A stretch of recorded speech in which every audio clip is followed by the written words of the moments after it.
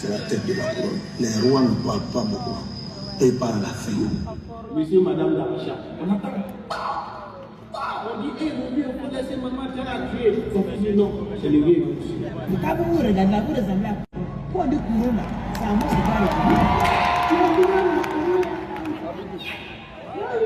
On va voir qui va finalement décocher cette couronne-là. Imagine le gars est louche, il veut plonger dans la piscine. Tu vois, au bord. La fée coach, vous avez la chance cette année. Le gouvernement dit donc vous pouvez pousser des kilos, un petit poids. Quand il y a la couronne qui t'a appartenu, couronne c'est pour nous.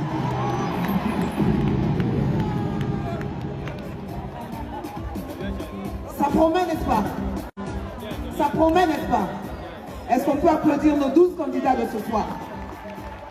Je rappelle que nous sommes à un concours et que pour se donner les chances, pour ne pas dire qu'on a triché, qu'on a favorisé quelqu'un, j'ai reçu des fiches de présentation, comme on le fait au comité pour les Miss Côte d'Ivoire, avec des informations précises pour chaque artiste. Mesdames et messieurs, le candidat numéro 1 nous vient de la Guinée-Conakry. Taille normale, mais présence disproportionnée.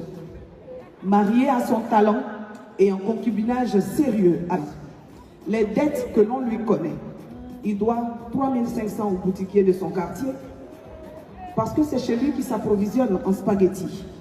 Sa particularité, c'est qu'il prend du volume en fonction du rire du public. Son projet, vous faire rire aujourd'hui et réfléchir demain, s'il plaît à Dieu. Oumar Mané de la Guinée-Conakry. Si vous voulez être Bonsoir, Bobby! Qui veut être moi? Allez, on y va. Bonsoir, mesdames et messieurs. On va faire ça bien. On vient de commencer. C'est moi qui démarre. Ils m'ont envoyé au casse-pipe. C'est pas grave. C'est moi qui ramènerai cette couronne de toutes les façons. Donc, on va refaire ça ensemble. Bonsoir, mesdames et messieurs. Merci. Alors, comme vous venez de voir ce beau gosse ici, c'est moi. Je m'appelle Oumar Mané. Je viens du seul pays dont les Ivoiriens sont jaloux. Hein? Attends, calme-toi. Le pays, c'est la République de Guinée. Et tout Ivoirien est jaloux parce qu'on a beaucoup de millionnaires chez nous. Venez pas me sortir vos histoires de francs guinéens. Le million, c'est le million. On est d'accord? Voilà, j'adore cette énergie. Alors, comme je disais, ça ne se voit pas comme ça, mais je suis né dans les années 80. Comme ce parterre de jeunes qui sont devant ici là. Et j'ai grandi dans les années 90. Et pour les moins de 20 ans, vous ne saurez pas de quoi je parle. Je parle d'une époque où il n'y avait pas encore Internet. Et que quand tu avais une go dans ta classe que tu voulais, il fallait être un poète. N'est-ce pas, tonton? Aujourd'hui, on ne parle plus de poèmes, on est d'accord? Plus personne. Sauf que moi, dans mon pays, la République de Guinée, on avait tous le même poème qu'on se partageait de frère en frère, de génération en génération. Et il fallait l'écrire sur une lettre. Il fallait écrire une lettre. Tu volais le parfum de ta maman, tu psipitais dedans. Et il fallait prier le Seigneur parce qu'il faut donner cette lettre à cette go que tu veux. Mais tu ne pouvais pas aller directement. Il fallait passer par la nièce, de la cousine, de la tante, de la... Le temps que la lettre arrive, l'année scolaire est finie. Alors, ce poème, il était simple. Il était... comment vous appelez-vous, gentille dame? Gentille madame, vous, avec la dentelle magnifique. Comment vous appelez? Daddy? Daddy? Ok, d'accord. Alors, on va prendre un autre nom que je pourrais prononcer sans écorcer les vôtres. On va prendre Kadiatou. Donc, ma gosse s'appelait Kadiatou. Et le poème était Kadiatou.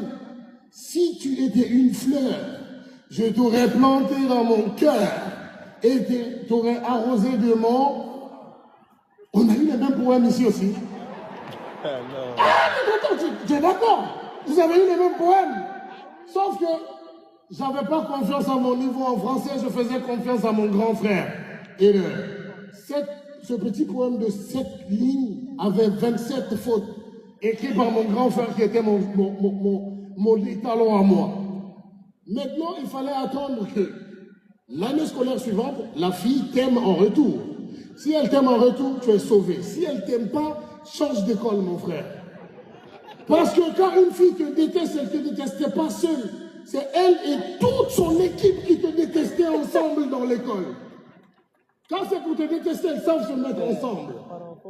Mais si elle t'aimait, il fallait l'inviter chez toi un dimanche à 9h, le jour où les parents sont à l'église.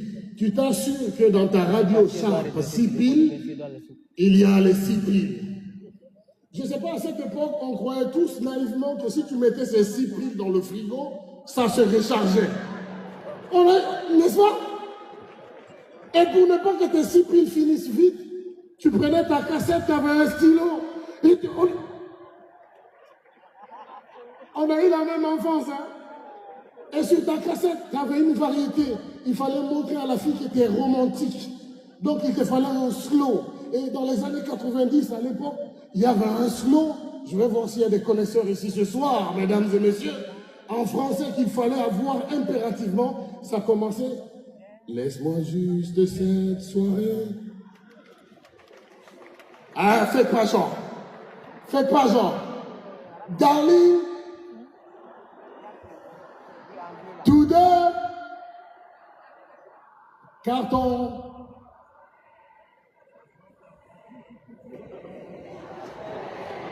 Avant. Avant. Et passe.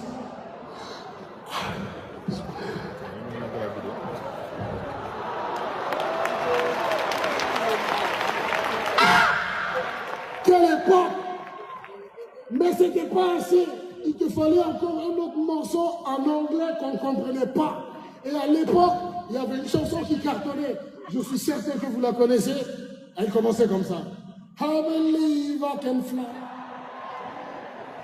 I believe. Je connais pas le reste des paroles.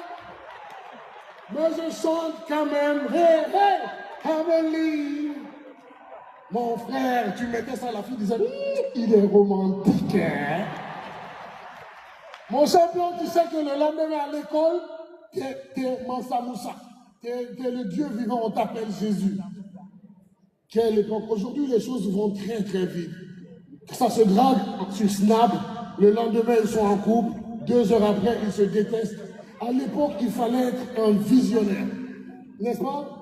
C'est pour ça que les tontons d'aujourd'hui sont solides. Il y a des relations qui durent une éternité. On en a encore nos parents qui sont mariés. Le taux de divorce n'a jamais autant explosé dans mon pays qu'en ce moment.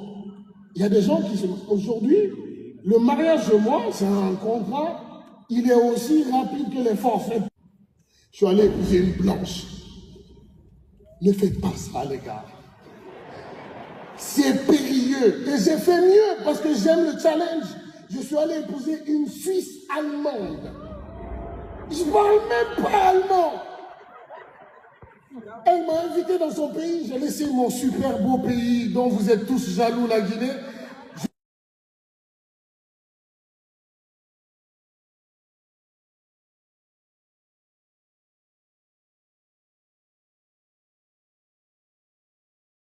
Comme Christophe Colomb.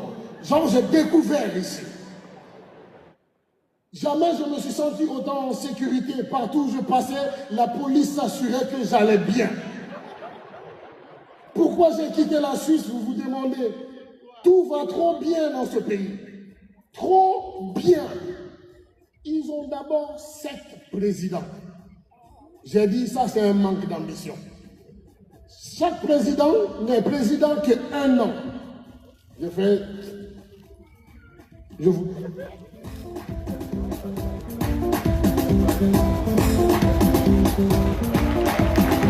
Mesdames et messieurs, il faut noter que nos candidats disposent de 7 minutes chacun parce que c'est une compétition. et nous tenons à être justes pour annoncer le candidat suivant. Numéro 2, il nous vient de la Côte d'Ivoire. Invisible à l'œil nu, mais très visible sur scène, sa situation matrimoniale se décrit comme suit. Il est marié à son micro, relation stable mais bruyante. Sa spécialité, c'est parler peu, mais frapper beaucoup. Comme dette au niveau local, l'on sait qu'il doit 2 plats d'attiqué poisson chez la tante du coin, dossier toujours ouvert. Atout majeur, quand tu n'as pas compris, ton voisin a déjà commencé à rire. Mesdames et messieurs, l'ambassadeur à Galawa.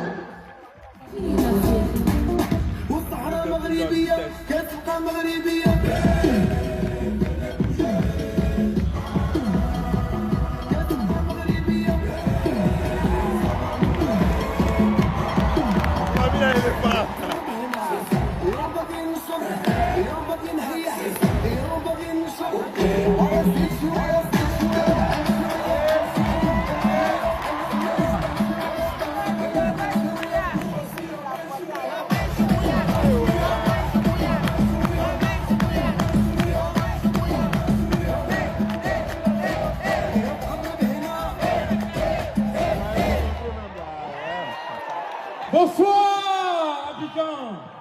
Bonsoir, bonne année 2026 à tout le monde. Faites du bruit pour la Côte d'Ivoire. Ouais, là, vous avez compris, la Côte d'Ivoire, c'est le meilleur pays d'ambiance. Vous avez remarqué ça, non? Vous n'avez pas remarqué? Lorsque les pays sont arrivés au Maroc pour la CAN, vous n'avez pas remarqué? Tous les pays sont arrivés. Les gens n'ont pas parlé.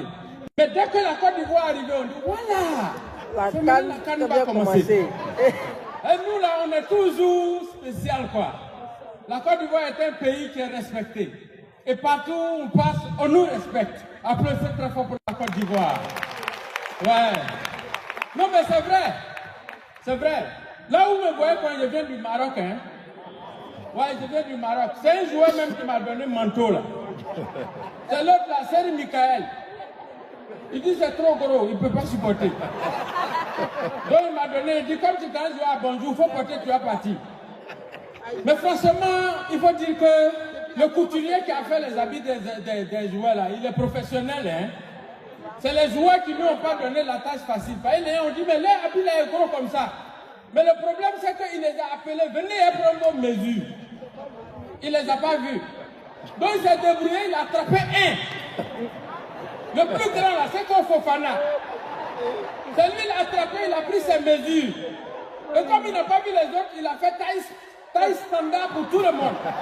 Vous voulez pas, vous allez porter taille de Seko Fofana.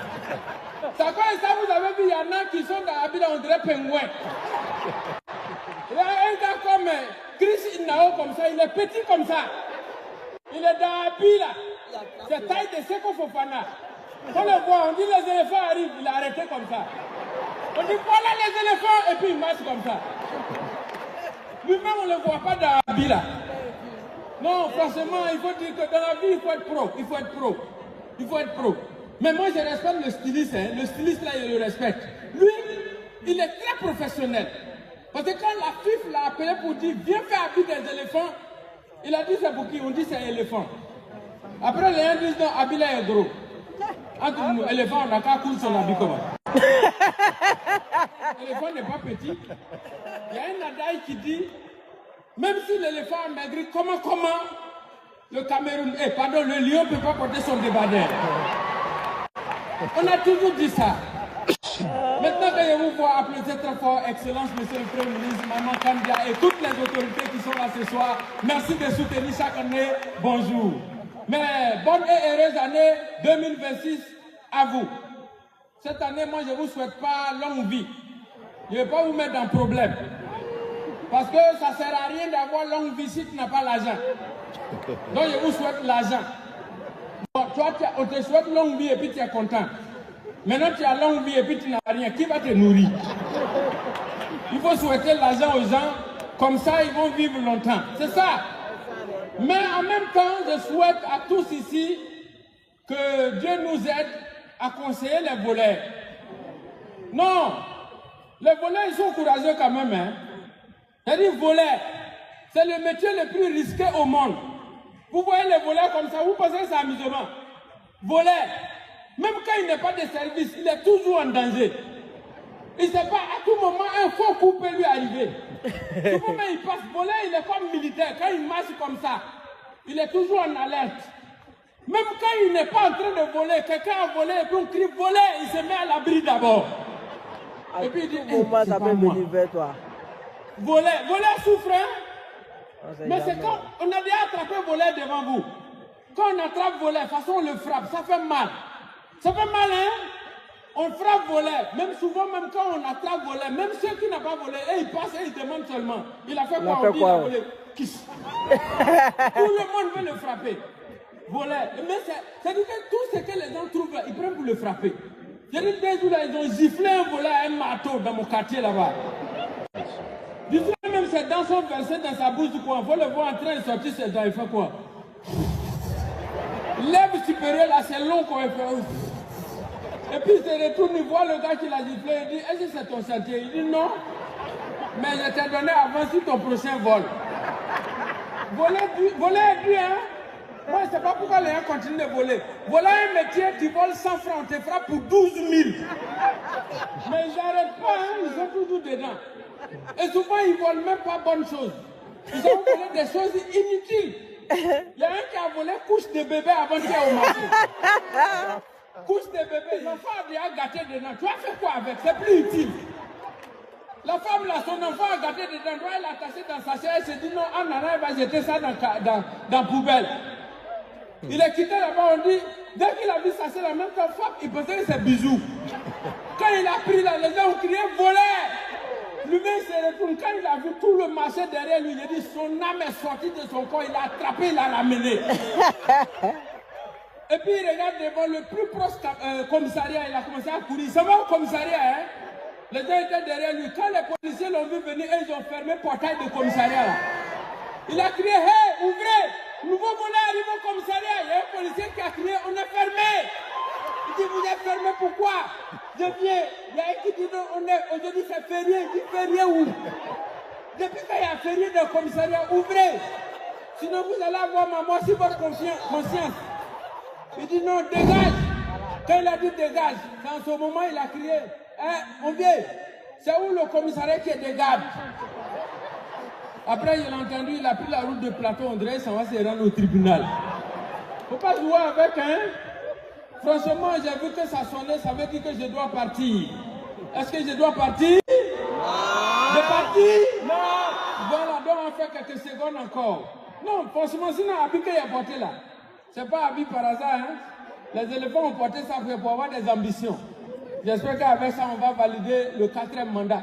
Pardon. La bouche.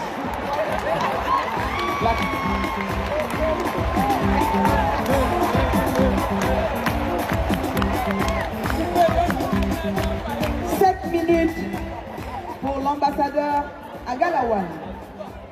Candidat numéro 3. Taille compacte, impact longue distance. Célibataire administrativement, compliqué spirituellement. Son expérience, il en a assez pour dire à mon époque, sans mentir. Dette symbolique, 1 mois de wifi partagé alors qu'il n'a jamais cotisé. Son point fort, des blagues simples, mais les conséquences sont lourdes. Son objectif, faire rire même ceux qui étaient venus pour bouder. L'amiral, en cas de cas.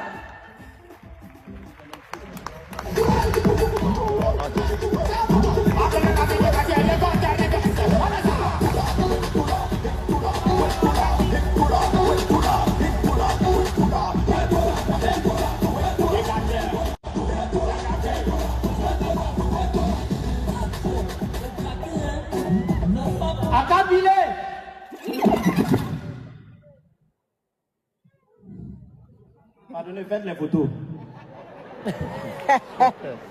Faites la... Je sais pourquoi il dit ça. Abi, vous voyez sur moi là, il est loué. C'est parce que les problèmes ne sont pas dans la photo. Faites en même temps. Là, le propriétaire va savoir que vraiment j'ai porté sa tenue. Façon artiste souffre d'en faire des photos. On est parti faire un spectacle à Boaké. Et le promoteur nous demande comme ça de faire une parade dans la ville pour essayer d'amener les gens au spectacle. On est arrivé dans un quartier, au Socroix. Toujours. Dès qu'on arrive, il y a une fille qui vient, elle m'a dit, hé, Okadeko. D'abord, c'est pas mon nom. Mais c'est une femme, je ne peux pas la fister. Est-ce que je peux prendre une photo avec toi? J'ai dit oui. Si tu payes ticket, tu vas prendre une photo avec moi. Donc, elle a payé un ticket de 2000. Elle dit, il faut te placer. Je me suis placé. Elle a fait sa photo. Nous, on a continué la parade. On arrive à Ngatakro. On descend de la voiture. Dès qu'il descend, il regarde à côté. La même fille, elle a arrêté. Okadeko! Photo! Je m'arrête. Elle fait la photo. On quitte là-bas. On va à Gamou. Dès qu'on arrive, on descend de la voiture. La même fille, elle a arrêté encore. Okadeko! Photo! J'ai fait la photo. Le soir, on arrive au spectacle. Je descends de la voiture. Au moment où je vais rentrer dans la salle, la même fille, elle a arrêté à rentrer là. Okadeko! Il dit attends. Ticket là, tu as payé pour combien? Elle dit, elle paye pour 2000. Moi, je me dis, tiens, 10 000. Il faut prendre un ticket VIP. Tu vas t'asseoir ici. Il faut faire à cause de Dieu. Faut plus faire photo encore. Elle dit, avant de partir, photo. Tu ne peux pas faire autrement. C'est les fans, il faut les respecter. Et c'est comme ça. Ça dit, les gens s'amusent avec le travail des gens. On les appelle souvent les chasseurs d'images. Il y a des gens qui sont là, ils chassent images. Or, les vrais chasseurs, ils sont en brousse. On a un chasseur comme ça au quartier là-bas, un vieux Solufo. Du nom de Yo, Kolojo, le Joe. Le vieux, de toute façon, il ment aux enfants dans les quartiers là-bas. Donc souvent, les enfants viennent passer les vacances chez lui là-bas. Donc il leur raconte un peu ses aventures de la chasse et tout. Et un jour, il y a un petit qui vient sous, toujours celui-là, lui était là, il dit, tu sais, moi, une fois je suis parti à la chasse, et puis moi seul, j'ai croisé comme ça, face to face, 15 lions. Et puis ils m'ont rien fait. C'est là la femme elle lui dit, mais grand-papa, l'année passée là, tu m'avais dit que c'était 10 lions, hein? Il dit, ah, j'avais dit ça. Il dit oui. Il dit, ah, c'est que ça a augmenté. C'est devenu 15. Donc la femme l'a attrapé, mais là, il veut créer un mouvement forcé. Et puis il dit à la femme, tu sais, mon fils, moi, c'est une seule fois, je suis parti à la chasse, et puis je suis rentré sans gibier. Et voilà comment ça s'est passé. Je me suis promené matin jusqu'au soir. Vers 17h, je suis en train de rentrer. Il regarde en bas d'un arbre. Qu'est-ce que je vois? Un varan. Il est couché comme ça, en bas de l'arbre là. Donc quand il est vu, moi j'étais content. Dès qu'il a fait bruit, varan a commencé à bouger. Mais quand il a bougé, il a fait bruit. Quand il bougeait, il faisait watra, watra, watra, watra, watra. Donc quand je l'ai vu de loin, en même temps j'ai pris un caillou, j'ai lancé. Le caillou il est parti tomber à côté de varan là comme ça. Boum! Bah. Ça ne sort pas. Voilà la vie que là, c'est sérieux. C'est là qu'il a commencé à fumer là. Quand il courait, ça faisait bruit. Tiam, tiam, tiam, tiam, tiam, tiam, tiam, tiam, tiam. Donc il est arrivé devant, il y avait un trou. Il a sauté, puis il est rentré dans le trou là. Sro. Voilà comment je suis rentré bredouille de la chasse. La maman de l'enfant était derrière, elle est venue prendre son enfant. Faut pas, il va blesser son enfant. Donc dès qu'il a vu la femme avec elle, il a eu honte. Il dit, ton boubou là est joli, hein. Elle le suit là-bas, elle a souri avec elle. Façon femme, quand les gens disent non, femme aime compliment, moi je dis non, femme elle n'aime pas compliment. Les femmes elles adorent les compliments. Oui. Et puis ça là, son intellectuel, jusqu'à son Maplani. Oui, c'est la même chose, hein. Ouais, Maplani c'est ma cousine. Le 1er janvier, je croise Mapla. Elle a un sachet à main. Elle est superment habillée comme ça. J'ai dit Mapla, il est quoi amené? Tu vas où? Elle dit je s'en vais dans le salon de coiffure pour aller placer mon perruque et faire mon ketchup. Il dit Mapla, si tu as dit make-up, ça va nous aider nous tous. Elle dit ketchup au make-up, ah bien le créné. Il dit Mapla, tu as raison. Et donc il y a des catégories de femmes comme ça. Elle, en matière de compliments, il ne faut pas jouer avec ça. Hein. Elle, quand tu la complimentes, elle va toujours rajouter quelque chose là-dessus. Quand tu la vois, tu dis non, hey, madame, ta robe là te va bien. Elle dit, hey, ça là, c'est rien. C'est parce que le travail même a raté le modèle. Si le vient l'autre à la maison, parce que tu as raté. Si tu dis merci, ça te fait quoi? Et ce que je respecte dans ça, ce sont les nouvelles mariées. Dès qu'elle a la bague au doigt, elle devient gauchère. Tout ce qu'elle fait, c'est la main gauche. Au marché, on dit, oignon, c'est combien? Tomate, c'est combien? Même quand elle fait par là, tout c'est moi et moi. Et je vous dis, Seigneur les femmes, quand elle te pose la question de savoir comment tu trouves sa nouvelle tenue. Mon frère, fais attention à ta réponse. Hein. Voyez, Seigneur, les questions là, c'est plus compliqué maintenant qu'un coup d'appel à l'ENA. Quand c'est comme ça, tu trouves les paroles douces, et puis tu lui dis, et puis ça passe. C'est comme tu croises une fille. 3 jours après, tu as préparé pour toi pour la première fois. Elle dépose sauce là sur la table. Toi, tu es là, bien elle est là. Dès que tu prends la cuillère, tu mets dans la sauce. Quand tu mets dans la bouche, en réalité, c'est que c'est pas tout. Et puis, il n'y a pas celle. C'est là que tu poses la question. Chérie, comment tu trouves la sauce? Fais attention à ta réponse. Ouais, c'est là que tu lui dis, oh bébé, si l'amour était du sel, ces sauces là, il allait te servir. Et puis tu as la tête, oh tu es trop chou, merci. Non, les femmes ne sont pas compliquées. Il faut déjà envoyer des petits trucs, ça passe. J'ai croisé un ami comme ça, il dit non, moi je suis en discussion avec ma femme. Il dit non, les femmes ne sont pas compliquées. Va à la maison, il faut lui faire des compliments. Donc le gars, comme il n'a pas pour l'habitude de faire les compliments, il arrive à la maison, il regarde sa femme. Oh, mon cœur. Oh, le rond-point de ma vie. Oh, les embouteillages de Bergerville. Il a oublié le reste. Oh. Ahmed, il fait un truc là-bas. Oh, bébé. Quand j'étais petit, un jour, j'avais mal aux côtes comme ça. C'est après des années, quand j'étais croisé, j'ai su que c'est ce jour-là, Dieu était en train de prendre ma côte pour te créer, qui est ma côte, bébé. Merci. Bonjour.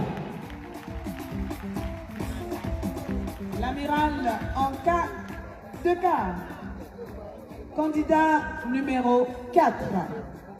Taille réglementaire, humour hors norme. Situation sentimentale, en réunion permanente, quorum jamais atteint. Sa spécialité, visage sérieux, mais les intentions sont dangereuses. Comme dette, il a une promesse de fou rire jamais totalement remboursée. Sa faiblesse, il commence doucement, mais termine sans prévenir. Son ambition, prouver que le calme peut faire des dégâts. Retenez le nom, Mr. Bac.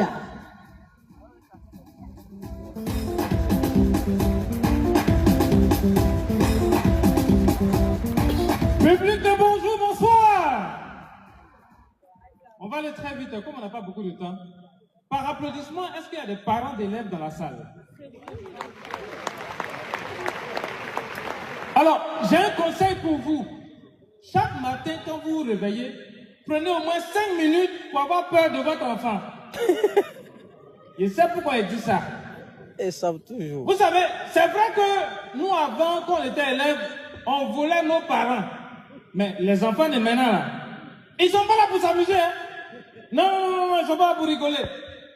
Moi, mon propre fils, même père, même mère. C'est mon fils.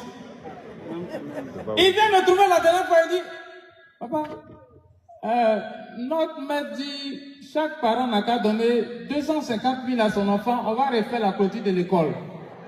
Il dit quoi? 250 000. Il dit, papa, si, il y a 12 000 francs, ouais. Il dit, il n'y a pas 12 000, il n'y a pas 12 000. C'est 2 000 francs à te donner. Papa, notre maître n'est pas compliqué, même si c'est 2 000, il va prendre. Mais il ne s'arrête pas là. La dernière fois, il s'amène. Papa, notre maître est mort. Notre maître est mort. Il dit que chaque parent n'a qu'à donner 50 000 à son enfant. Ils vont prendre pour cotiser pour payer ses cueils.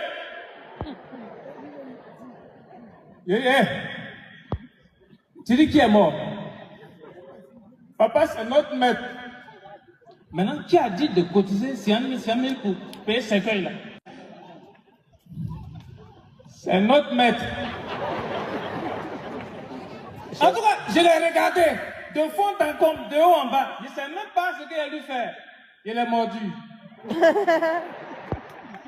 Non, mais en clair, quand je fais plus sérieux, hein, quand je réfléchis même, le système scolaire, là, il faut qu'on revoie ça. Parce que moi, actuellement, où je suis là, je suis en train de voir comment je vais réussir à convaincre l'État de récupérer les diplômes qu'ils m'ont donnés et puis de rembourser tout l'argent que mes parents ont dépassé dans mes études, comme ça, et aller entreprendre dans quelque chose.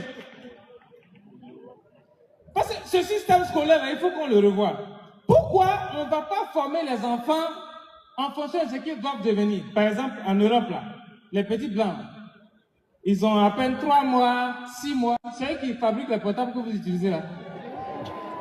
Non, non, oh, c'est bon. J'avoue que j'ai un peu exagéré. Ils ont à peine 2 ans, 3 ans. C'est eux qui fabriquent les portables là. Hein? Aujourd'hui, on a des gens qui vont avoir licence, doctorat, et puis après ils deviennent vigiles. Est-ce que ça, c'est nécessaire? Un enfant qui doit devenir vigile, là, déjà depuis tout petit, tu le laisses à la maison avec ses petits frères pour les surveiller. Là, quand l'enfant grandit, il grandit vigile. Hein? On voit des gens qui ont doctorat qui gèrent cabine. Non, mais ce n'est pas nécessaire. Déjà, quand il est petit à la maison, hé, va m'appeler Grasso. Appelle-moi Junior. Appelle-moi Hervé. Comme ça, quand il grandit, lui-même, il a le réflexe déjà de gérant de cabine. Je ne sais pas si vous voyez. Bon, toi, ton enfant vole viande dans sauce, et puis tu le frappes. Aïe. Tu ne sais pas que c'est le futur agent de Eaux et Forêts qui est là. Vous n'avez pas remarqué qu'il y a beaucoup de djoulas dans la police? Non, mais ça ne normal. sort pas sur la RTI. Ça ne sort Depuis pas ils sont sur la petits là, RTI. ils poursuivent les magulas. Donc maintenant qu'ils ont grandi, ils poursuivent les voleurs. Hein? Même, regardez, je prends par exemple, en matière de chirurgie, les meilleurs chirurgiens, je dis bien, les meilleurs chirurgiens, c'est les guerriers. Parce qu'eux, ils maîtrisent, ils maîtrisent bien toutes les parties du corps humain. Tu n'es pas en direct, tu n'es pas en direct. Et ils connaissent les bons morceaux. Si vous voulez faire, vous faites ça ensemble, là c'est joli.